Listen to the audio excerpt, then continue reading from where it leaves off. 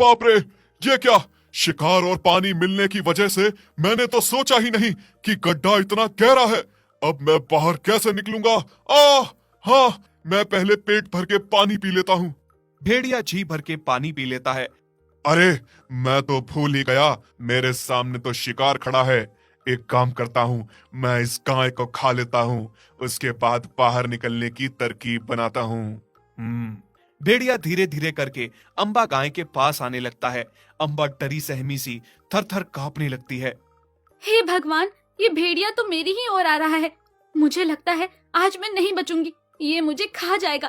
भला मुझे छोड़ेगा भी क्यों? इसके सामने शिकार खड़ा है और ये क्यों छोड़ेगा? पर फिर भी मुझे कोशिश करनी चाहिए खुद को बचाने की। मुझे इसे अपनी बातों में फंसाना होगा। भेड़िए भैया, तुम मुझे मत खाओ, मैं तुम्हारे काम आ सकती हूँ। हाँ, तुम मेरे काम आ सकती हो? भला कमजोर सी गाय, तुम मेरे किस काम आ सकती हो? मैं सच कह रही हूँ, मैं तुम्हारे काम आ सकती हूँ। मैं तुम्हें यहाँ से बाहर निकलने में मदद कर सकती हूँ। अगर तुमने मुझे खा लिया तो तुम यहीं पर रह जाओगे, बाहर नहीं निकल पाओगे। और यहाँ तो दूर दूर तक कोई भी नहीं आता। फिर तुम्हारी मदद कौन करेगा? यहाँ कौन आएगा? कौन तुम्हें यहाँ से निकालेगा?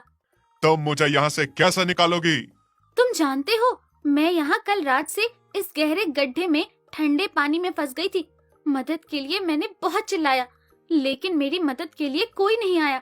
अभी बस तुम आए हो। अगर तुम मुझे खा जाओगे तो तुम भी यहाँ पर अकेले रह जाओगे, लेकिन बाहर नहीं निकल पाओगे। फिर धीरे धीरे करके ठंडे पानी में तुम मर जाओगे।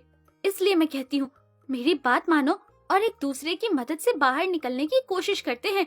ठीक है, पर बाहर निकलेंगे कैसे? पहले तुम मेरी पीठ पर चढ़कर छलांग लगाकर बाहर निकल जाओ, फिर रस्सी लेकर आना और मुझे खींच के बाहर निकालना। मन ही मन भेड़िया सोचने लगता है। हाँ, ठीक है, ऐसा करता हूँ। इस गाय की मदद से बाहर निकलता हूँ, बाद में इसको बाहर निकाल कर आराम से खा लूंगा। इस तरह से भेड़िया गाय की पीठ पर चढ़ा और जोर से छलांग लगाकर बाहर निकल गया। उसके बाद रस्सी लेकर गाय को खींच के बाहर निकालता है।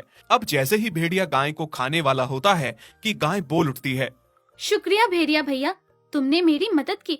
अगर तुम नहीं होते तो मैं बाहर नहीं निकल पाती और वहीं ठंड के कारण मर जाती।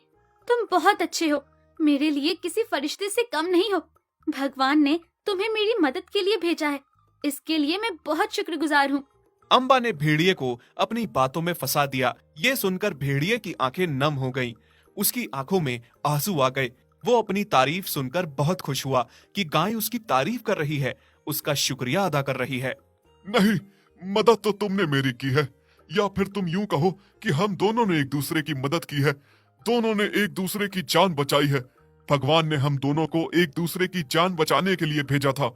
अब इससे पहले कि मेरा मन बदल जाए और मैं तुम्हें खा लूं, जाओ, तुम अपने घर चली जाओ। शुक्रिया भेड़िया भैया, तुमने मुझे नहीं खाया। अब जल्दी से घर जाने का रास्ता तलाश करती हूँ, इससे पहले कि किसी और जंगली जानवर का शिकार बन जाऊं, कोई मुझे खा जाए। जल्दी से घर चली जाती हूँ। अम्बा खुश होकर जंगल से बाहर निकलने का रास्ता तलाश कर लेती है। वो जंगल से बाहर निकल जाती है, फिर जल्दी से अपने घर पहुंच जाती है। अम्बा को देख तोला और उसका बच्चा बहुत खुश हो जाता है। अम्बा अपने बच्चे को गले से लगाती है, बहुत प्यार करती है और भर के दूध पिलाती है। तोला भी अपनी गाय को वापस पाकर बहुत